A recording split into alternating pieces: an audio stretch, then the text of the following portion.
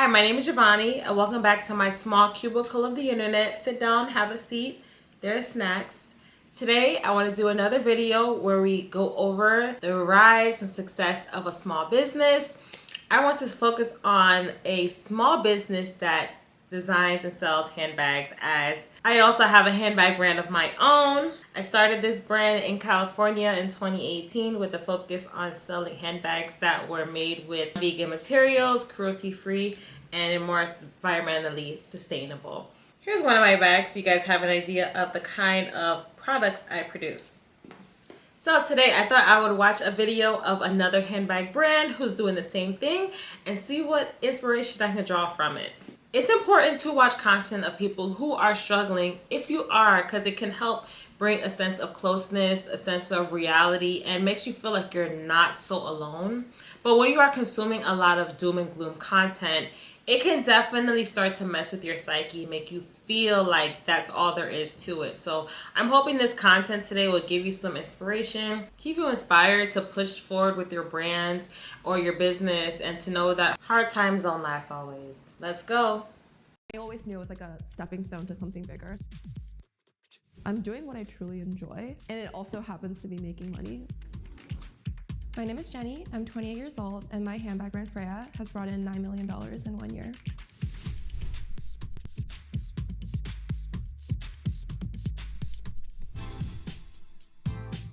Freya is a handbag brand. We specialize in making really classic, timeless, and functional pieces to support women in their everyday endeavors. So we originally started as a work bag brand, and then now we have kind of a pretty full collection of everyday bags, shoulder bags, mini bags. I wanted to create a brand that I wanted to see in the world. So doing everything really slow, intentional, being really transparent in everything. Numbers-wise, we have a profit margin of about 20 to 25% after all our expenses. We had positive cash flow for the first time, end of 2023. Profit of $2 million. Wow, amazing. So she spent $1.8 million in manufacturing, $500,000 in materials, $3.2 million in advertising, shipping and logistics, $1 million, contractors, $640,000, software, $200,000. A profit of $2 million. Amazing. Wow, I'm definitely at not even that scale for the manufacturing, but I wonder how long it took her to reach manufacturing costs of $1.8 million, depending on how she started the business. All right, let's get into this. I am intrigued. I started Freya after a really stressful night of interview prep when I couldn't find a suitable bag. I didn't really have like any great options. I was trying to bring a change of clothes. I was trying to bring my laptop, my portfolio, shoes. So I needed everything to have its own kind of compartment. And I wanted straps that could go over my coat because this was February. So I was scheduled for a full day of interviews. I show up in the morning carrying like a cotton tote bag. Didn't get the job. I had a problem that I wanted to solve, and I thought I could do it well. Wow. I used that to. Okay, so this wasn't her first endeavor. She actually did drop shipping and was pretty profitable with that. So I'm sure after a while of dealing with drop shipping and the logistics of that, you kind of feel the itch to just create your own products in-house. So yeah, good job. To pay my way through grad school, and then it was also the seed money I used to start Freya. I started Googling, sample makers based in New York, went through a couple, I found one based in Brooklyn, reached out to her, and then I started sourcing materials.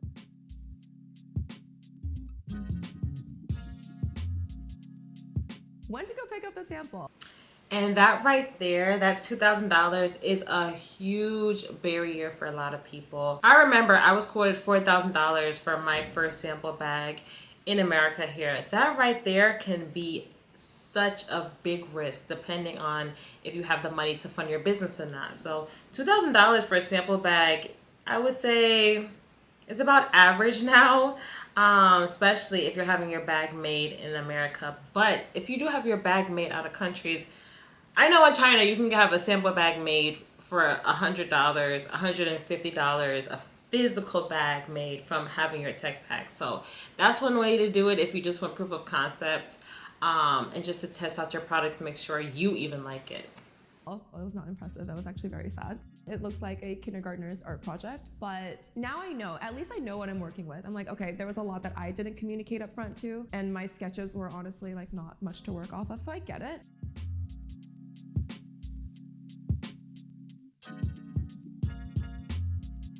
I'm like, okay, I tried making this in New York. I'm going back. I already know where this is going. I tried finding a sample maker in China.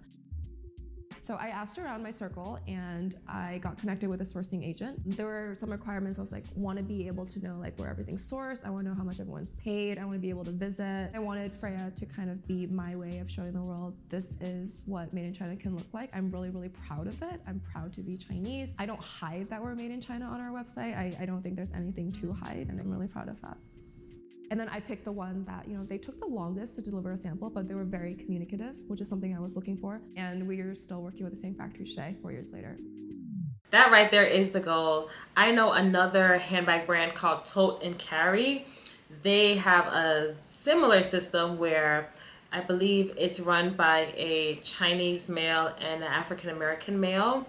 The African American male, who is running the marketing aspect of the business, is focused on selling products that feel like it can be worn in streetwear, very cool, very in, very trendy.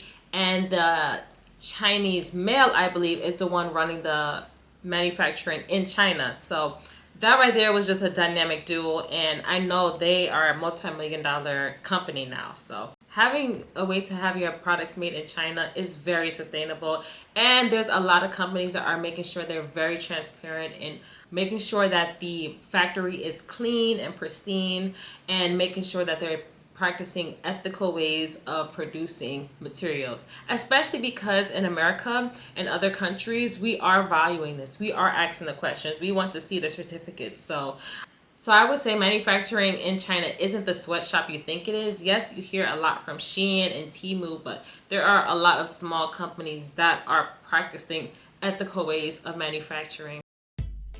I present to you version 1 of the linear tote. And then after a year, this is what it was supposed to look like. I decided to use vegan leather. That was like shade. That was definitely some shade to manufacturing in the U.S. I'm telling you, I'm getting really nervous about Trump and his tariffs and how this is going to play into effect, because I know he's trying to make China manufacturing a number one issue. But if we don't have the resources in America to produce the bags that we need to, or if there is such a large barrier to entry with having just one sample bag made, companies are going to look elsewhere to have their samples made. Leather, animal leather, I didn't really feel confident in sourcing and making sure that no one was harmed in making it, so I decided not to go that route. Vegan leather, yes.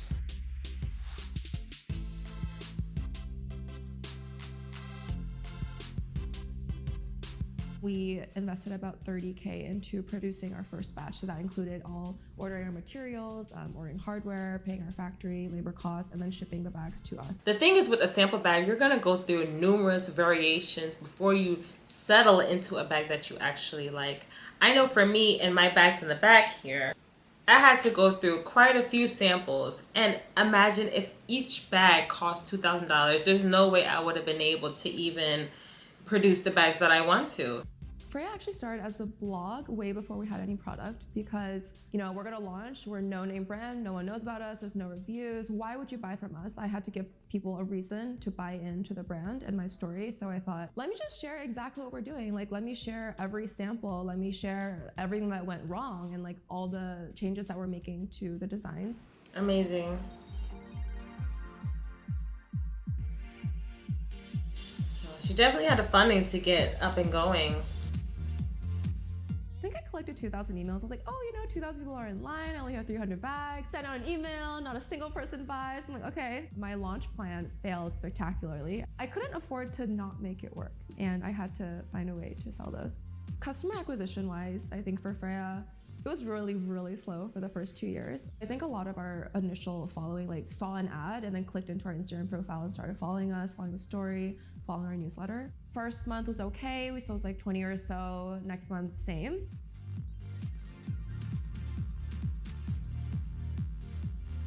I had enough to live off of maybe for 1 or 2 years runway. Our rent, I was splitting with my ex at the time. That was $1,200 a month. Honestly, beyond that in food, like I didn't have any expenses, didn't go out. I think after 6 months in, we would start breaking even. So like, I didn't have to dig into the old savings pile anymore.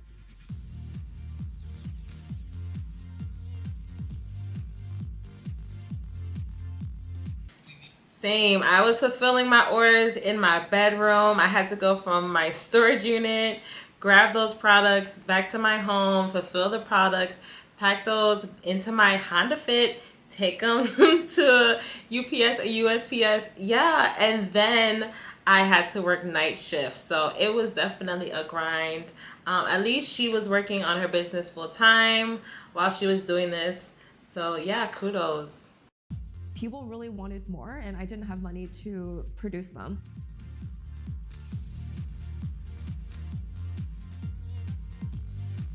That really helped me kind of pay for that existing batch because I had a little bit of money. The good thing about Shopify is you'll pay back 17% of everything you make. They'll just take it off the top, so you don't really need to worry about it.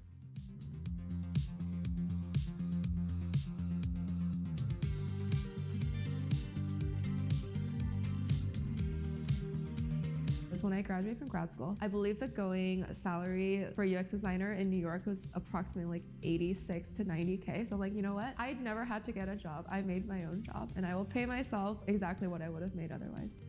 I think 2 years in, I saw someone wearing a Freya bag in New York City. And that was such a big moment. I ran up to her, we chatted.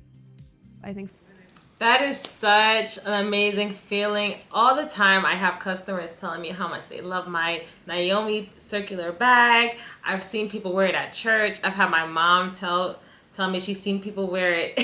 It is pretty cool seeing people enjoy your bag. It's pretty exciting seeing people wear your bag. Freya really came together when I stopped trying to be like other brands. Like in the beginning, I would try to emulate a lot of brands that I looked up to and I like try to speak in their tone.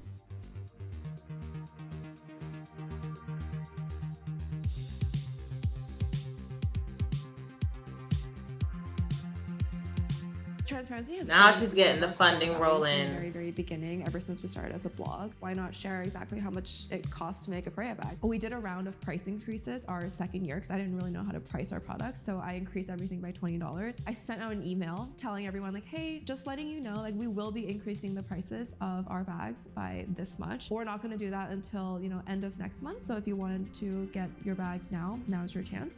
Everything we earned was invested like straight back into the business, straight back into more inventory. And then 2023, November, we had a really big Black Friday sale. And then all of the money that we invested into that inventory was like actually profit. So that was the first time we actually had money in the bank to kind of play around with.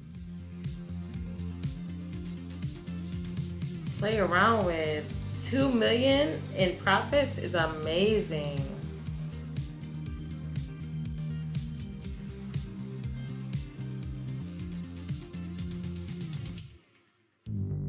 I think it worked because we were so niche in the beginning and we really appealed to one specific customer. Right now, we're definitely expanding our customer base, but our core customer from the beginning was very, very specific. And I think that's what like got us through the first couple of years.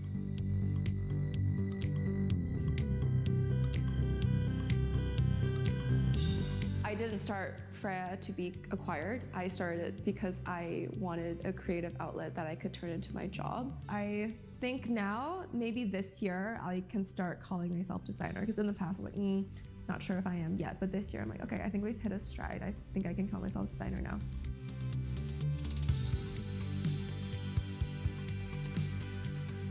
If I were to go back in time and tell 24-year-old Jenny one piece of advice, I would tell her to really follow her intuition. Trust yourself. You already have everything it takes. Here I am, year 5. Definitely underestimated what we did in the last 5 years, but I'm just glad we kept going.